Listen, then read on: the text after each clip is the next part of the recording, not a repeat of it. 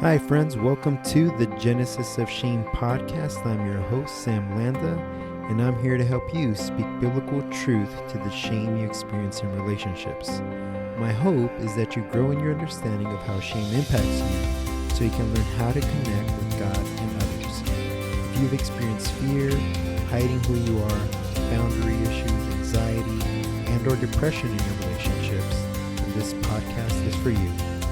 Time to speak truth to your shame. Hi everyone, welcome back again to the Genesis of Shame podcast. I am excited to be back because it's been such an encouraging week. Last Wednesday, I released an episode on to date or not to date a porn user and was joined by Dr. Thomas. And we kind of expected for it to be a show that would be listened to by a lot of people. And I just wanted to share this big news with you in that it was the most downloaded episode within its first week than any of all the previous episodes that I've done. And so that was very encouraging because I kind of knew that it was going to be very popular because this is a question that I do receive often. Whenever I talk to people about relationships, and it comes up, right? Well, what if porn is an issue, and how do you deal with that? And last week we tackled what to do when you're in a dating situation, but today we're going to tackle what to do when you're married, right? Because I do know that I have listeners who are married, or maybe you're planning to get married, so you're engaged. And obviously this is a conversation that changes when you're in marriage, as you'll find out today in today's episode. So I'm really excited about that. Thank you so much for listening. And I just want to encourage you that if you have some time, subscribe to the podcast, share this podcast, like the post. And if you could leave a review, that would be awesome. That really helps me, this podcast in the rankings. And I will greatly appreciate that. So with all that being said, welcome to today's show, and I hope you guys enjoy it. So guys, welcome back. This is episode 2 of To Date or Not To Date, except now we're changing it now to what do you do in marriage. You mentioned in the last episode that there's no covenant made yet, or there's no vow made yet. So just to kind of connect it to the last episode, what do you see just as some major differences between dating and now being married? Well, one you just mentioned, shock, I'd enter the word trauma. In fact, Dr. Barbara Steffen and another colleague, and Dr. Steffen is on our online faculty. Mm-hmm. She did a seminal article, I think it was back in the 90s, that showed that most betrayed spouses meet criteria for PTSD. Wow. And early on, there, if you know this, but your listeners may not, when a stressor or trauma has happened, the first 30 days are considered acute stress disorder, right? But that supposes that the trauma has stopped. True. So yeah. let's say the guy tells you and confesses it because he's sick and tired of feeling all that yuck and shame and stuff. So he tells you, and there's the trauma, the beginning of the trauma, and if he goes into therapy and he does everything well, you could kind of say the first 30 days are that acute stress disorder.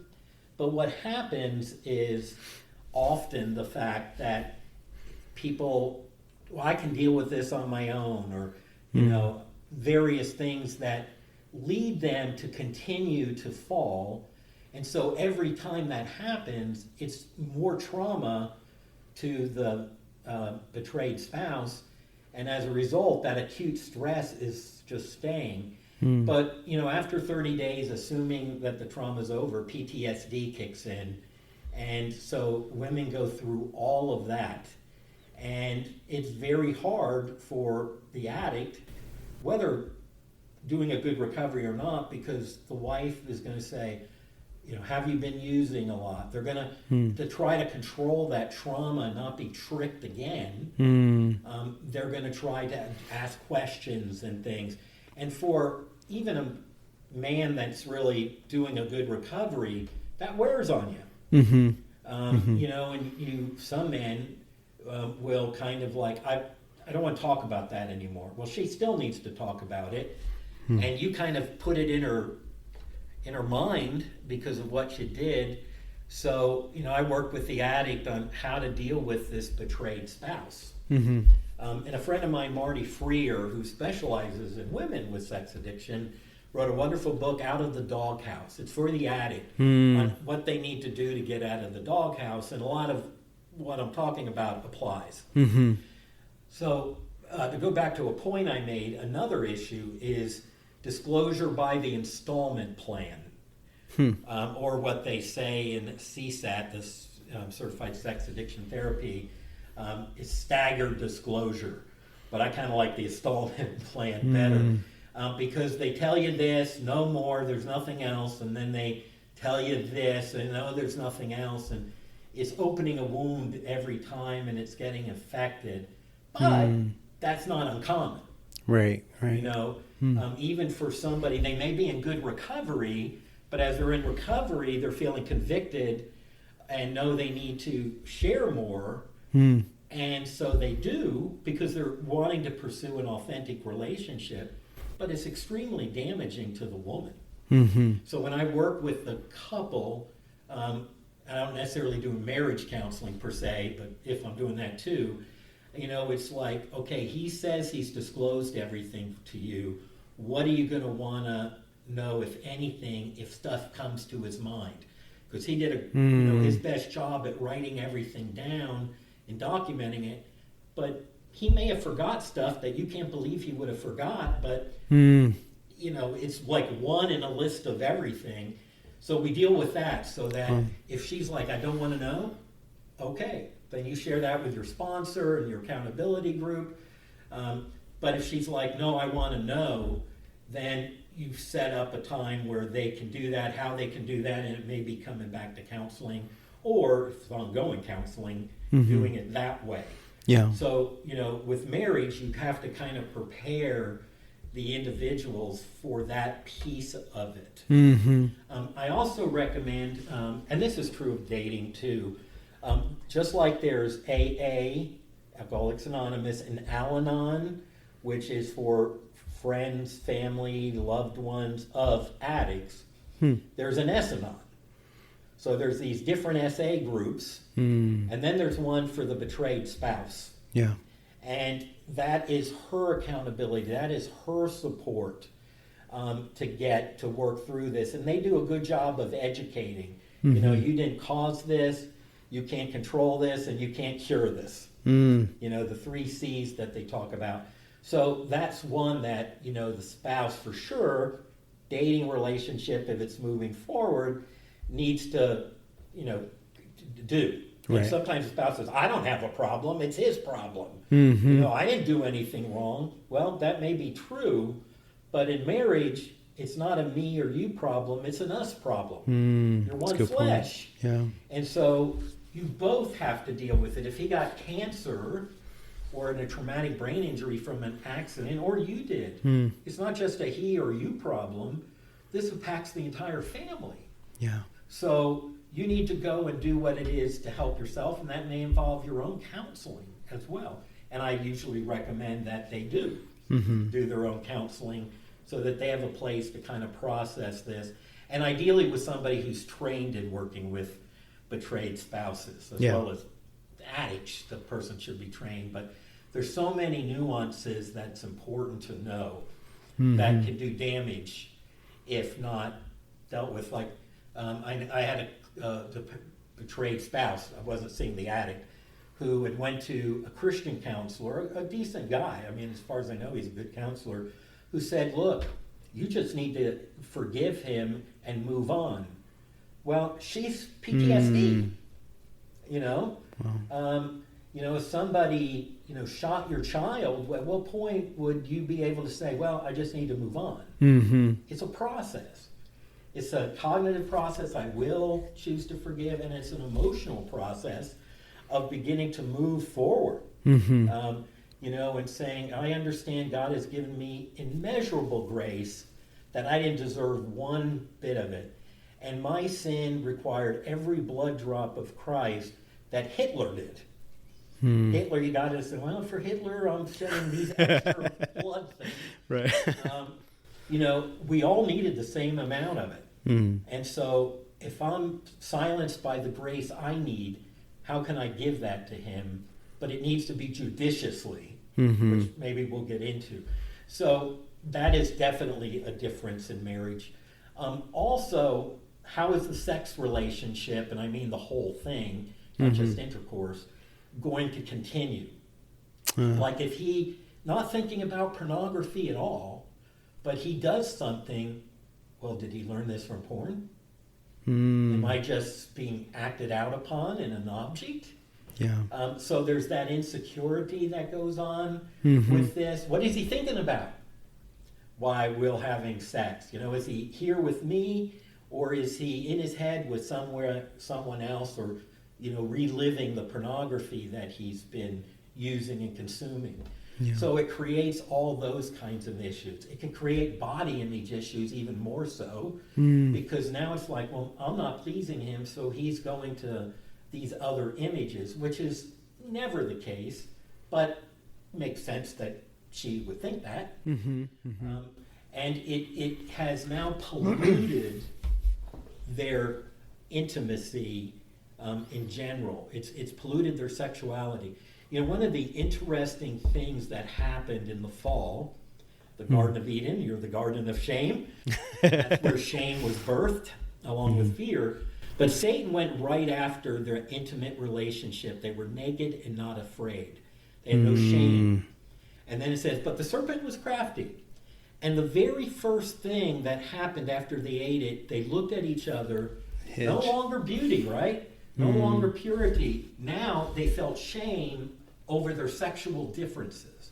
And this is where issues came in couples. It's how Satan drove a wedge, and we make women jokes, women make men jokes, which are, not necessarily bad, but they're a reflection of this divide that Satan put in. And he now has entered the bedroom for this married couple.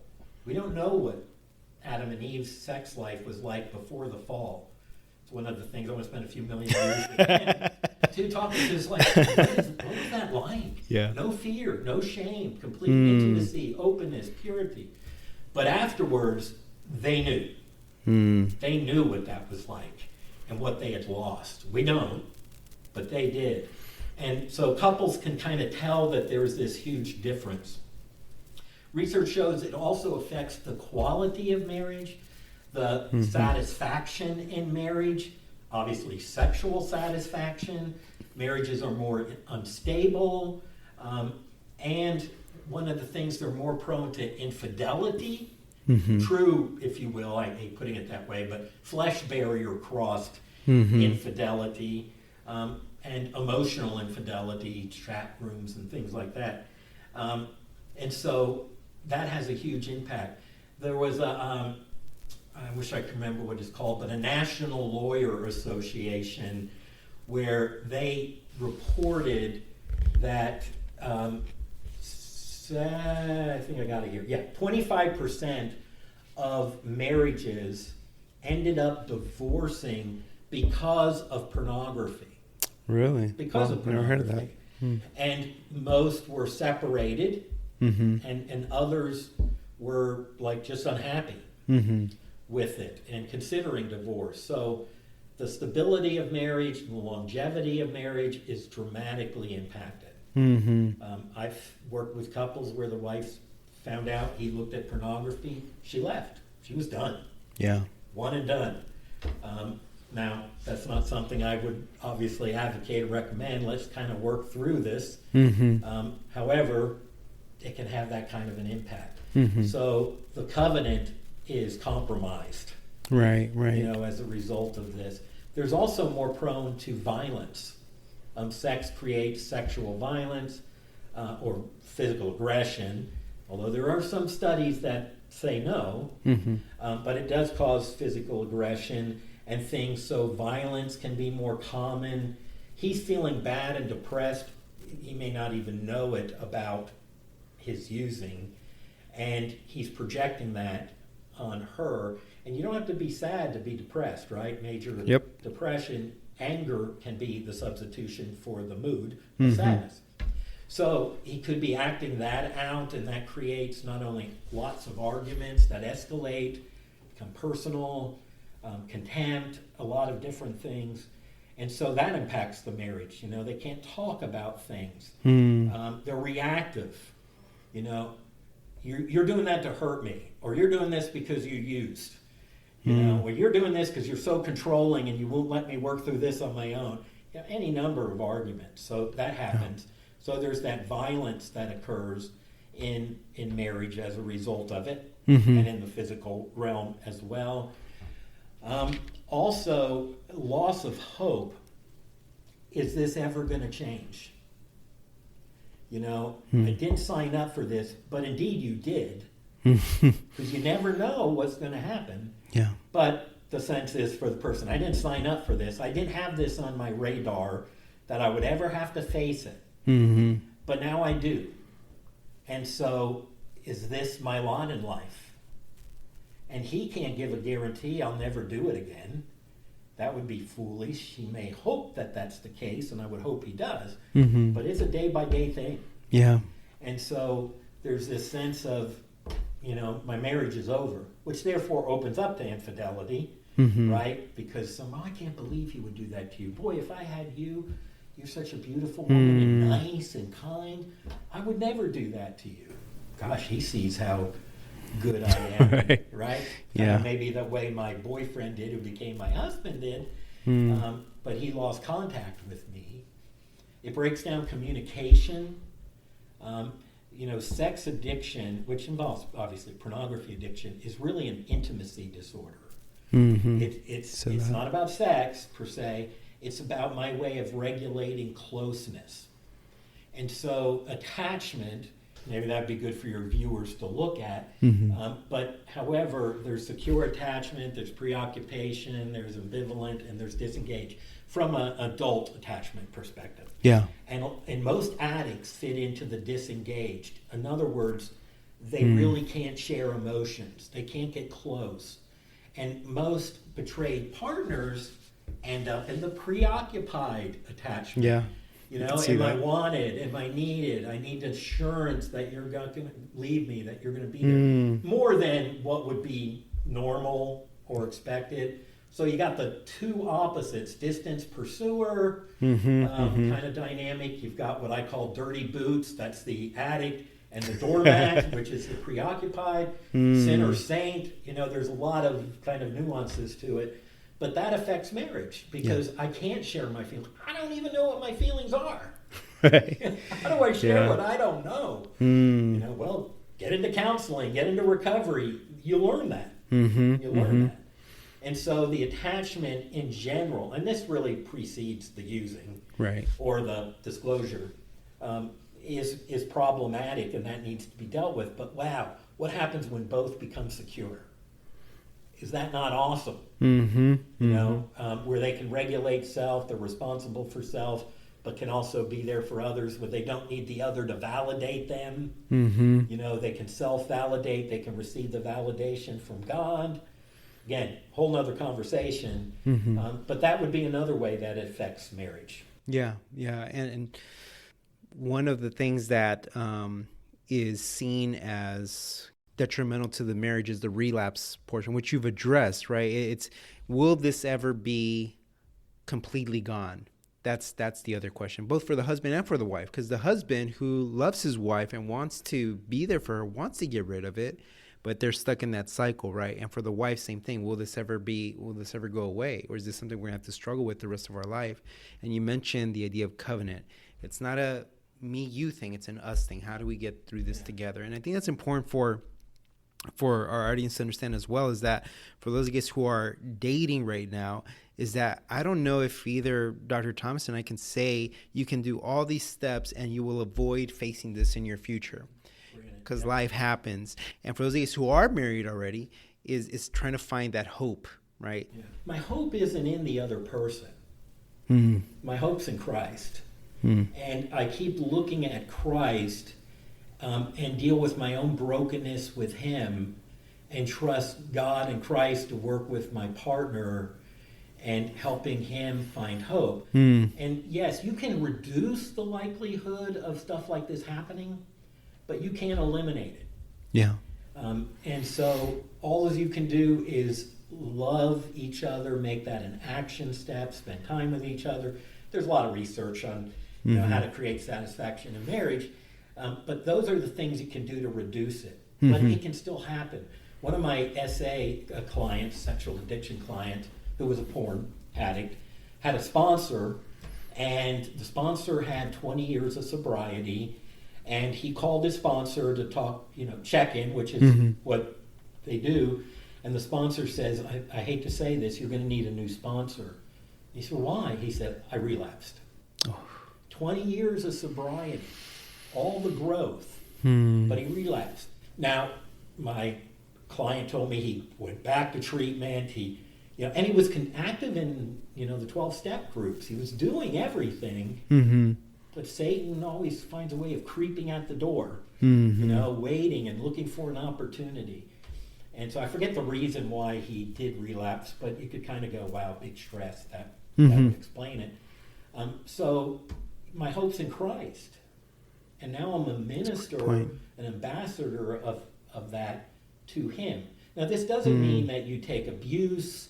Right. This doesn't mean that you are in an emotionally destructive relationship. Again, different conversation. But I reach out to him in that non-judgmental, neither do I condemn thee. God, help me see my own self-righteousness and my own pain and stuff and work on that. But still encourage him and maybe even say, you need to leave the house. You need to go and stay somewhere else until you can get some sobriety, and your sponsor and accountability groups can come back and say, on a regular basis, you're doing everything you can in recovery. We get into some individual counseling again, we get into marriage counseling again, and then there's a point at, moving back in, and hopefully, again, even stronger, right? Even stronger than they were before. But until we reach heaven, there are no guarantees other than the love of Christ, the love of God, and taxes. Right? And death. Yeah. But it's the love of Christ and the love of God that we can always rest on, and he's never caught off surprise. You can't disappoint God because he already knows. That you're going to do this 100 times, and now you're at 10.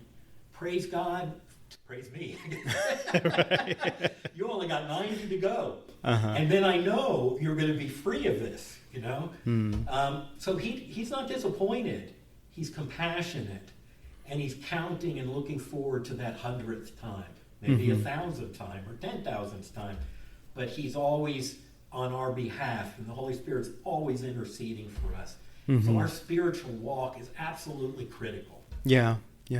One aspect of marriage that we're talking about is the marriage, but then the other part is children. So for me, it's how do I tackle that with them? One's 3, going to be 4. The other one's 2. You have one son and one daughter. And, so how do you have that conversation? Because that's another element of marriage. Well, it boils down to sex education of the kids at birth. There's things that you can do at every stage, and there is curriculum to use with your kids out there, Christian curriculum. We use a particular one with our kids, but you begin to educate them about God's design for our bodies and for marriage and for sexuality, and so they begin to understand what's healthy. At a certain point, and I can't give you like an age on this, right. I think it's important for the addict in particular, and maybe both at the same time. Again, you got to sort out the variables, to sit down and say, here's what's been going on with Dad, or here's what's happened, and I want you to know because I'm going to be away for a while, to have that conversation. And to frame it, son, what I need, or daughter, is I need your prayers. Would you pray for me right now? Because what I've been doing is wrong. And it's hurt your mommy. And I want to make everything right.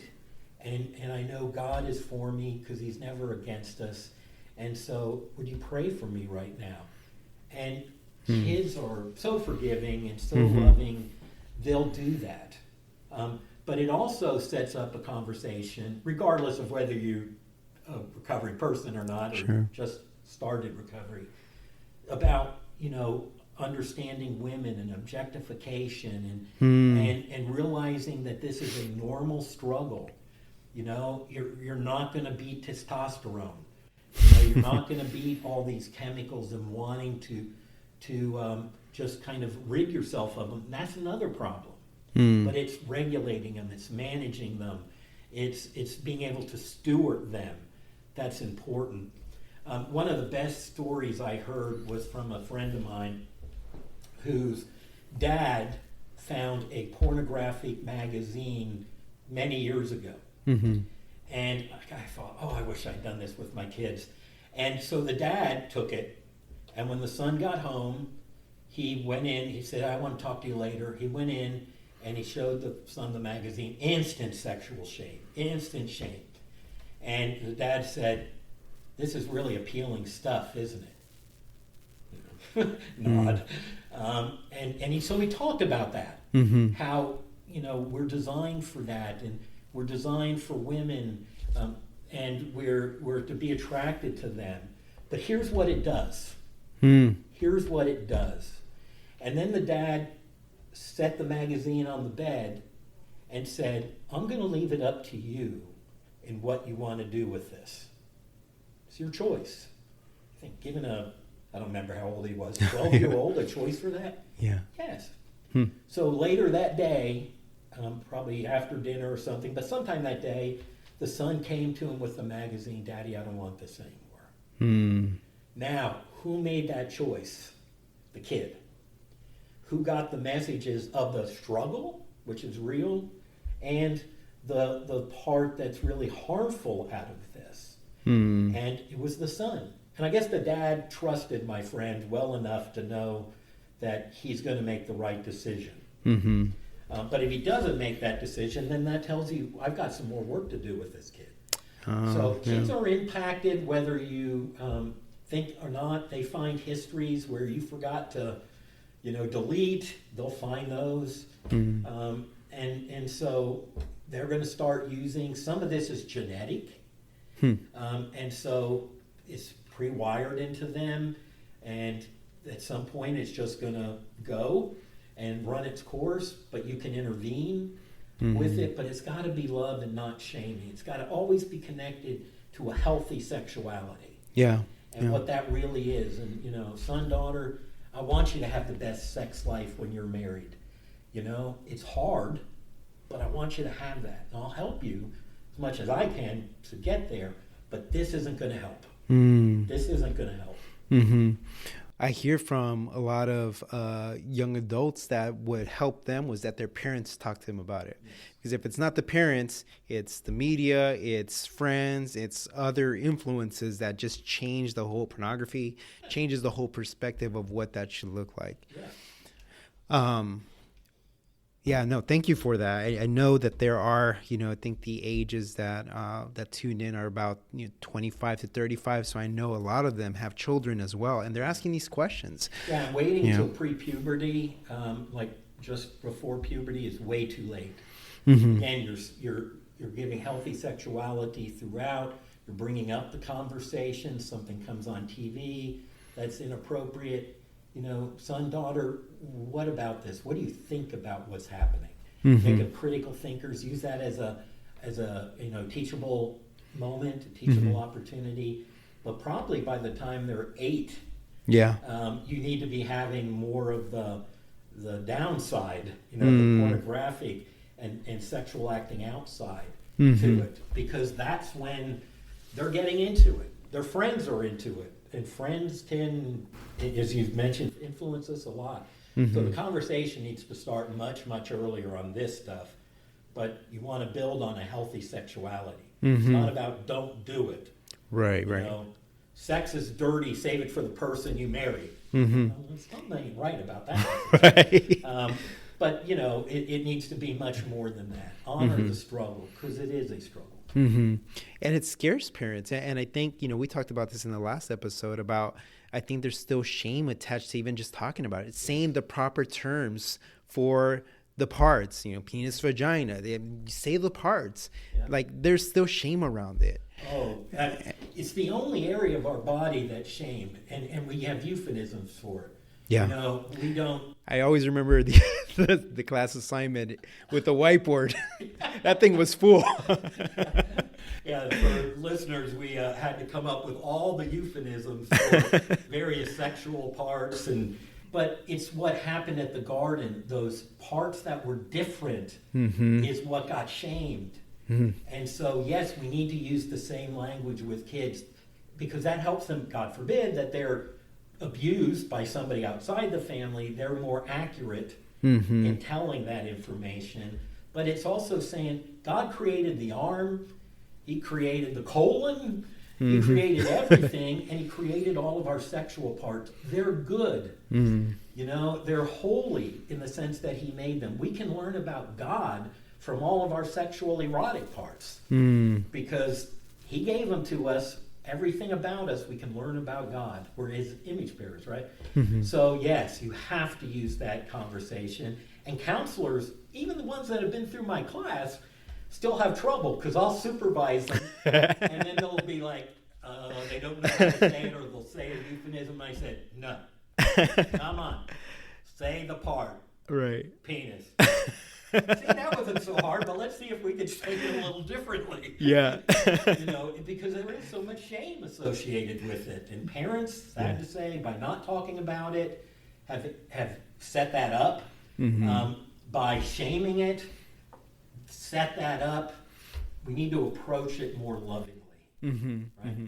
And you gave us a very good tip, I think, in the class. You said, do you think that if you can't go there, your clients will go there, right? So if you don't bring it up, they're not going to bring it up. Yeah. But you're right. I mean, you have to go there. I think it's the same thing with kids, same thing with the marriage, you know, reading the research about those who have better sex. They talk about it. They talk about things that they like, things that they don't like, but there's even shame within the husband and the wife to talk about that. Like they feel I'm either being needy, or should I be demanding or asking for these things? So what's the backstory to that? Well, I think it goes to Garden of Eden again. And I was there. I mean, I had somewhat of a, not terrible shaming, but it wasn't talked about much, background. And then, like through church, all the negative messages about it. And so I knew, you know, when I got married, I could do that. We were literal virgins, you know, when we got married. And then yet it was hard to talk about, because things she would do made me feel like I did something wrong, or she was judging me. And so the shame kind of grew, and because we couldn't talk about it, or wouldn't talk about it, that just kind of grew, and it was something we had to work through early in the marriage. And that's why in premarital, I talk about it. I actually, research shows postmarital counseling in the first few months after marriage is more effective than premarital counseling. Right. And both are better than either one alone. And so all the ones I see, it's like, you've got to agree to come back, you know, and stuff for at least a few sessions. And all of a sudden, those issues are coming up. Because what's the timeline? Like 6 months after? No. Month or so. Really? Okay. Things can happen on the honeymoon that impact the marriage for the rest of their lives. It's amazing. Interesting. And I've heard the stories over and over again. So within the first month, now hopefully I get calls from them. Yeah. Right? And I always have, but that still doesn't mean that there's not things to talk about. So absolutely, you want to get to where you can talk about with your spouse, sexual stuff. And, you know, there's means of doing that through therapy where you learn to do it. I'll give a couple, like Simon out of one of my favorite books by a friend, Doug Rosenau, Celebration of Sex. It was a textbook in the class. And, have them read the book together, alternating paragraphs or sections, so somebody isn't, gosh, what am I going to do for dinner? Or I got to fix the boat or whatever. They're both engaged, and they stop and have to have conversations about it. And I want to hear what the conversations were as they were going through it when they return to therapy. So, but that's something somebody can do on their own, just kind of pick the right book from it, and just learn to talk about it, and it's part of marriage, like dealing with finances. And it's an important part because God set it aside for marriage and marriage alone. Yeah. And he loves sex. Read the Song of Solomon, which I did devotions in, right? Yep. Every class. Because it's God saying, I love sex, and it's beautiful. And yet, he says 8 times in that chapter, don't stir up love until it's time, right? Because he knows that it's so powerful, it's got to be boundaried. It's so beautiful, it's got to be boundaried. And so, whether you believe that's an allegory of God's love for us, he's choosing sexual language to communicate that to us, so that should tell us something too. Yeah. So again, that's all part of the healthy teaching of children and ourselves. But yeah, they have to learn to talk about it, and it is a very uncomfortable in most cases, virtually all, conversation to have. You asked a question in class that even still today it's hard for me to maybe describe what that would look like in marriage. But you said, what are the limits in regards to sexual activity in marriage? Right. And I think that's a big thing too, because the point that we made in the last episode, that pornography teaches you things that are not acceptable, or maybe the other person doesn't see as acceptable. So there's a boundary that's being broken at some point. Can you share a little bit about that? What's the limits? Because now people are even using pornography for their sex lives. Actually, research shows, and I think maybe your publication article may have gotten into this, there's some research that shows if both are willing, that there is a less than negative impact and could even be positive impact. Now, that's not talking about biblical worldview and stuff of it, but that's the research. When one is okay with it, and the other has disapproval of it, that's where it creates a lot of issues. But you're right, people are bringing it into their marriage, and to me, that's bringing other people into your bedroom. Right. It's the same as having a third person in the bed with you when you do it. But to your question, there are some people that say that in marriage, it's undefiled, the wedding bed is undefiled, and the word bed there is coitus, right? So marital sex is undefiled. But does that mean everything is in play? Everything? How does God's design for sex impact what is undefiled in marriage? And certainly defrauding another, we're not having sex. We call it sexual anorexia or sexual avoidance. That's defrauding, and that's wrong, to the point of I'll only give sex to you where you will, do this in exchange for me, kind of a social exchange. So there's that side of it. But you're right, people will enact pornographic scenes and images into their bedroom. I had a wonderful couple I worked with, and this guy was destroying his marriage. Now, she had borderline tendencies and probably disorder. He had more narcissistic. But he was destroying their sex life because for him, eroticism was her having an orgasm while he was inside of her. It was like, dude, why is that so important? You want to guess where it came from? Pornography. Porn. Yeah. Right? And yet that is not a common way for women to have orgasm. But for him it was so important. Well, he's acting out pornography. It was a way of validating his performance, if you will, and it caused all kinds of problems with him, and they had other problems too. I don't believe that everything is okay in marriage. God's design is for passion and erotic potential and everything that, he designed sex to be. It's not about behaviors. It's not about techniques. It's about connection. It's about intimacy that can have passion to it, and should have passion to it. But it's not about the body and activities. And if, let's say, the wife, well, it used to be oral sex. Whenever I do talks, it would be oral sex was the topic, about oral sex. You want to guess what it is now? Anal. Anal sex. And so the guy wants anal sex, either out of curiosity, but most often in acting out pornography, and she doesn't want it. And then you get into this dynamic outside the bedroom of manipulation, whatever it is, plays out in the marriage. Maybe he'll feel rejected, and because he's got the weaker kind of sense in the marriage, or he feels powerful in the marriage, and so he pushes it. And you should not push.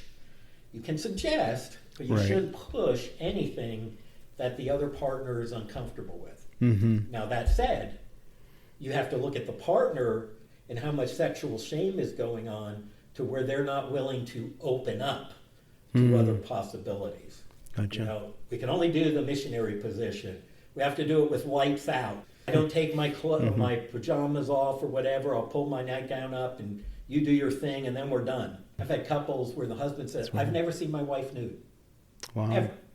Ever. Said the gynecologist is more intimate with her than I am because of her sexual shame. So there's both sides of it, but it's not helping her to be open to everything or necessarily to what the husband is kind of demanding, but to be free, right? To be free of shame, to be in contact with how God made her a sexually feminine woman with all the passion that he's given humanity and given women. So there's two sides of that, and often only one side gets the conversation. Yeah, that's true. That's true. And the sexual shame stems from upbringing, from church. Where do you see DNA? Okay. I think it weaved in because of the fall. fall. You talk about the fall That's too. Number one. Number two, family of origin, and the messages that were given, clearly given, overtly given, and kind of subtly given, covertly given. Those are ones. The church is another. Growing up, the only thing I ever learned about sex was it's bad. Bad. Same here. And so what does that do? It actually increases sexual shame because it's like, oh my gosh, I'm 15 and I just saw a girl, in the hallway at her locker and I lusted after her. God, what kind of pervert am I? I used to think that until I went to college and somebody said, dude, you're just attracted. Yeah. After asking me some questions, well, yeah. I said, you weren't really lusting, but that was my thought. Right. Sexual thought equals lust equals sin. So that plays a role. Trauma, early sexualization, walking in on your parents, because they didn't lock the door. Your readers or listeners, get a lock on your bedroom door. Right. So many children have been traumatized for that. Sexual abuse, which isn't just touch, it's sexualizing them, showing them images of sex, all kinds of different things. So trauma can happen later. I had a female missionary who was 23 or 4 and got raped in Africa multiple times. And some gang rape in there. She really had issues with sex. Understandably so. But that and she was married? No. Okay, so she was still single. But I also know stories where they were married. In Haiti, we know a couple where that happened. The man was beaten to a pulp and tied up, and the woman was raped. Horrible stories. Sex can be the most ugly, appalling, horrific stories, and it can be the most beautiful of stories. Right? It's kind of how it's handled, and how it's viewed. So, I don't think everything goes in a marriage. That's my point, my view. Again, not everybody would agree, but when people are pushing the limits, it's often not about the relationship. It's a good point. It's not about us. It's about the activity. And that shouldn't be what it's about. If you can't enjoy sex without anal sex, then you don't have any understanding of sex. None. None. And I won't get into whether that's right or wrong. I'm just saying that's a very common thing. Yeah. But certainly sexual shame is throughout the lifespan. Yeah. Throughout the lifespan. Oof. Yeah, a lot of... All good messages to give them encouragement. Yes. Actually, one of the Barnabas schools at my church 27 years ago. Barnabas. But this is the reality of what we're living in, right? And that's why I think people are going to connect to this topic, because they're going to read it. Either they themselves are experiencing it, or they know someone who's going through it. And I think this is one of those things where the church, I think last time we talked about the church is addressing these things better, but maybe they can continue to encourage people to see a counselor, a Christian counselor, and work through those things, because they also have placed a stigma. There's still a stigma for Christians about going to counseling. Oh, absolutely. And a lot can be done from the pulpit, but a lot of damage can be too. I mean, there's been ministers who've basically said, for the next 40 days, I want you to have sex every day. I've seen that. Yeah. I've seen that. Well, okay, I get the point. Right. However, you don't know these individual marriages. Maybe the wife is already being sexually manipulated in the marriage. And so, is that a good thing? You can't just make a blanket statement like that without some explanation around it. So, yeah, they're doing better, but there's still more to be done with it. Here at Thomas Road, which is where I go to church, I've spoken to the staff about sexual addiction, healthy sexuality, all kinds of different things. And man, they soak it up. Yeah. I've also done a couple of talks and some classes stuff around it. And so I'm glad that they're addressing it, and they have means of addressing it. They have so many free counseling services, often our master's and doctoral students, but still, trained individuals to help with this. Yeah. So more and more churches need to kind of step up to that, at least provide a screening for it, so that it won't, be missed. Right. And then they can, refer maybe to a professional trained counselor in that area. So just kind of, for those of you guys, again, listening, removing that stigma around counseling, that if you do find yourself in any of these positions, whether it be dating or in marriage, it's okay. It's okay to seek out a counselor to help you work through these things, because a lot of it is done through the relationship, right? And when you have the pastor preaching on something and says things like that, like you said, it can cause more damage than good. Yeah. I mean, you can love Jesus and have a therapist too, right? And you can look at it for Christians that struggle with that idea. Maybe they've heard all psychology is bad kind of thing. Well, you can look at counseling kind of from a discipleship model. Yeah. But it's from somebody who, if it's a Christian counselor, who knows Scripture well enough and theology well enough, but understands the soul and how the soul operates and can apply both together. And that's the key. It's just not, nothing butism. It's not this is bad or this is bad. They're both valuable and needed. And sometimes there might be a medical condition behind some of this, You don't know. Yeah. No, it's good, sir. I think we covered a lot of what we have here. Do you have any closing thoughts? I mean, this is obviously great content. I think the listeners are really going to appreciate it. But do you have any closing thoughts, something that we haven't covered that you feel, hey, this would be important for your listeners? No, I can't think of anything off the top of my head.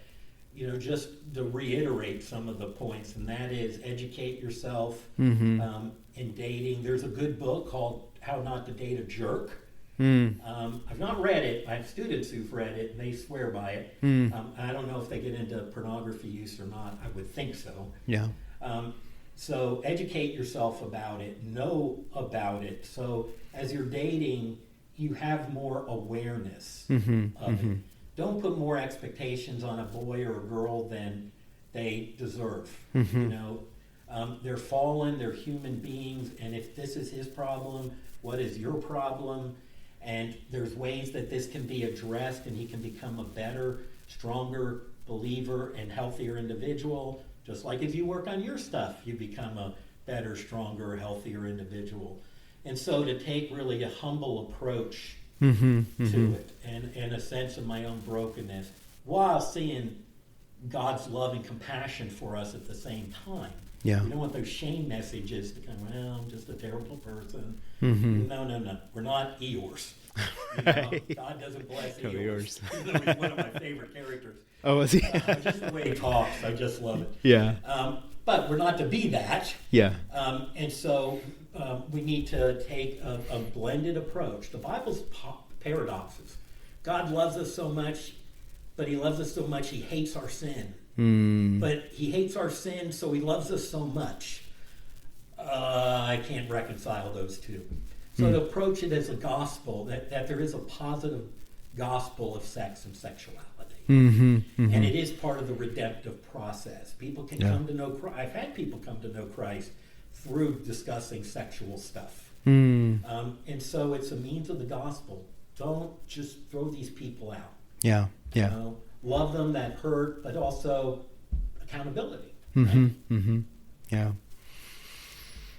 Good stuff. Thank you. Yeah, no, thank you, Dr. Thomas. And again, for those of you who are listening, feel free share these episodes, as I know that this is a topic that a lot of you are going to relate to, and a lot of people can relate to. So thank you again, Dr. Thomas. You're welcome. Yep. Always a pleasure, Sam. Thank you. Thank you again, guys, for tuning in to today's episode. I really appreciate you taking some time out of your day to listen to this podcast. If you haven't done so already, please subscribe to the show. And if possible, please leave a review, as it helps with the ranking for this podcast. I really appreciate you guys, and I hope you guys can tune in next week. Thanks, guys. Have a good one.